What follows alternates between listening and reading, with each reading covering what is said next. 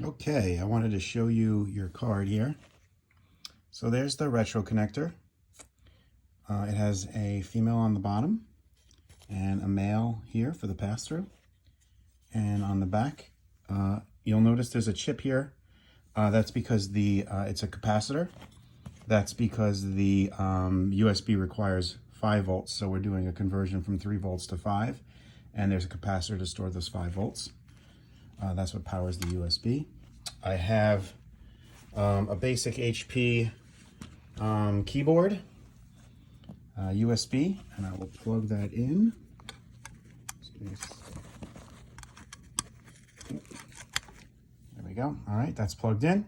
And then I have an Apple IIe here using my MacBook as a monitor. So what I have here is right now just a ribbon cable plugged into where the keyboard goes. And there's the ribbon cable. So this is one type of method you can do. You can actually just go ribbon cable directly to the card. Right to the card here. It's hard to do this with one hand.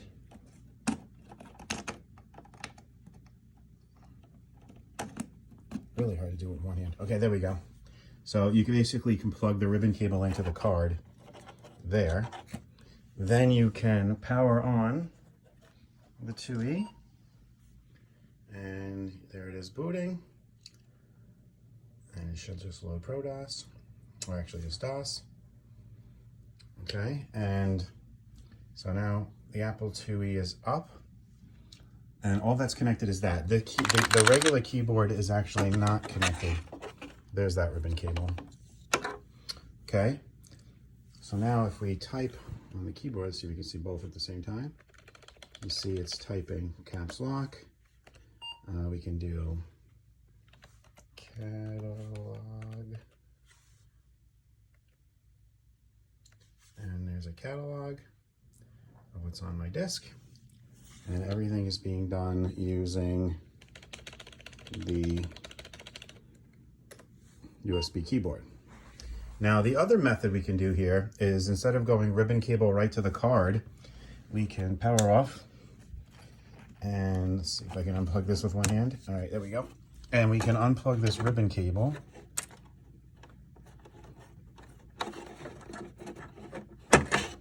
Okay.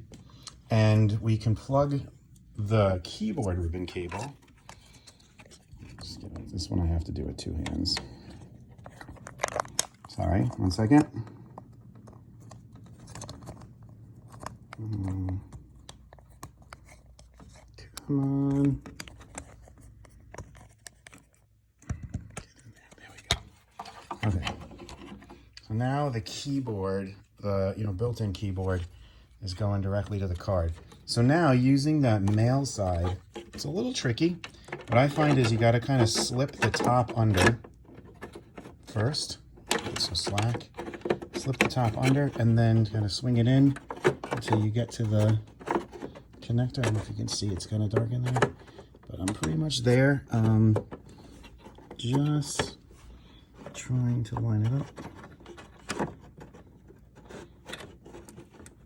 I think I'm in. Anyway, it's going to look something like that. Okay, so it's underneath there, and it's, I believe I'm in. Okay. And now, when you power on, let me make sure it's in. Yep. Okay, it's not in all the way because it would have beeped. 1 second, I'm just going to put this on.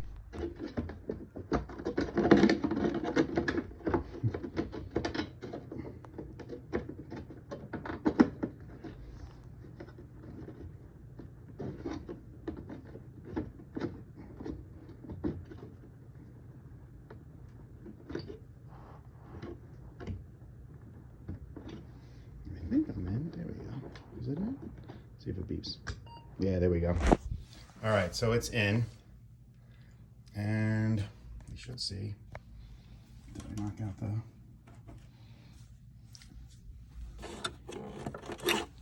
One second. Oh, the MacBook went to sleep. Oh my God. All right, so let's turn it off again. Power on. Okay, oh, we got updates. Okay, and now you see it booting DOS. And here's the USB keyboard functioning. And here's the built-in keyboard functioning. So you see we can do both now at the same. Let me see if I can show you both.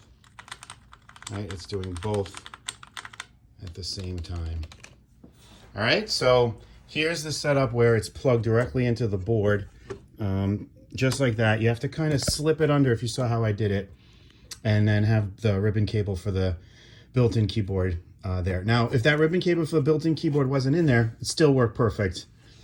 Just the USB keyboard obviously would work, but as you can see, it's working. Now, another really cool feature is using the function keys. So function 1, 2, and 3 have stuff assigned to them. So I can just hit function 1 and it will automatically type out call and bring you into the monitor prompt.